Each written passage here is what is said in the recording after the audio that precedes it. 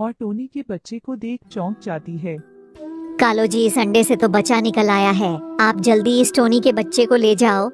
सुबह तो होने दो, मैं सुबह इस बच्चे को टोनी के पास छोड़ जाऊंगा। नहीं कालू जी, ये मम्मा मम्मा करके मेरा सर दुखा रहा है। कालू कौवा गोरी की बात मान लेता है और उस टोनी के बच्चे को लेकर उसके घर चला जाता है। टोनी बहन, दरवाजा खोलो और देखो कौन आया है। कालू काफी देर तक आवाज लगाता है, लेकिन टोनी चिड़िया कालू के बातों का कोई जवाब नहीं दे रही थी। तब कालू खुद दरवाजा खोलकर अंदर चला जाता है। टोनी बहन, आंखें खोलो और देखो तुमसे मिलने कौन आया है। कालू टोनी को उठाने की बहुत कोशिश करता है, लेकिन नहीं उठी क्योंकि वो मर चुकी थी। पापा, आप मेरे को यहाँ क्यों लाए हो? और ये आंटी कौन है जो इतनी गहरी नींद में सोई हुई है? ये मेरी दूर के रिश्तेदार है जो गहरी नींद में सोई हुई है। चलो अब हम घर चलते हैं। अरे कालू जी, आप इसे घर क्यों लेते आए? इसे टोनी के पास क्यों नहीं छोड़े? गोरी, इस बच्ची को पहले सुला देते हैं, फिर मैं तुमको सब बताता हूँ। हे भगवान, इसका मतलब टोनी इस बच्चे को हमारे सर पर छोड़कर चली गई। गोरी, इस बच्चा को हम अपने पास रख लेते हैं। वैसे भी हमारी कोई संतान नहीं है। हमारे बुढ़ापे का सहारा बनेगा ये बच्चा।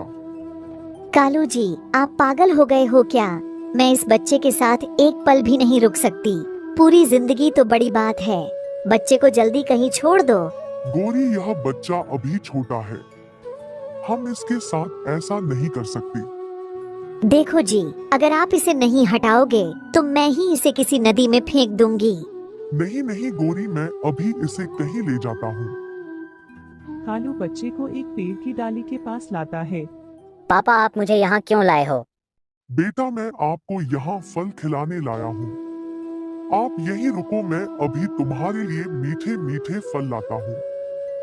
पापा, जल्दी आना, क्योंकि इस अंधेरे से मुझे बहुत डर लगता है। कालू बच्चे को छोड़कर चला आता है।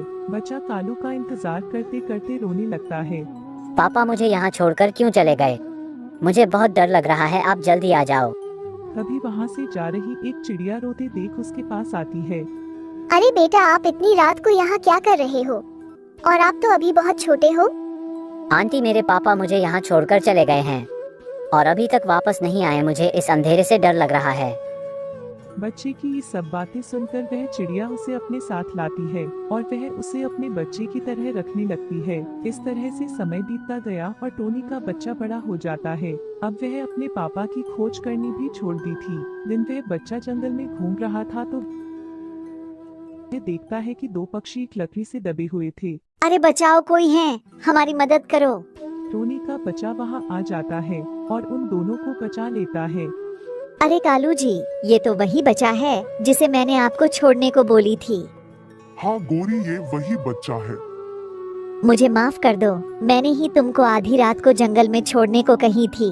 अब तुम हमारे साथ चलो, हम तुम्हें अच्छे से रखेंगे। नहीं आंटी, अब मैं आपके साथ नहीं जा सकता। मेरी माँ मीनू मुझसे बहुत प्यार करती है और वो मेरा इंतजार कर रही होगी। अब मैं चलता हूँ। और इस तरह से गोरी को अपने किए का बहुत पछतावा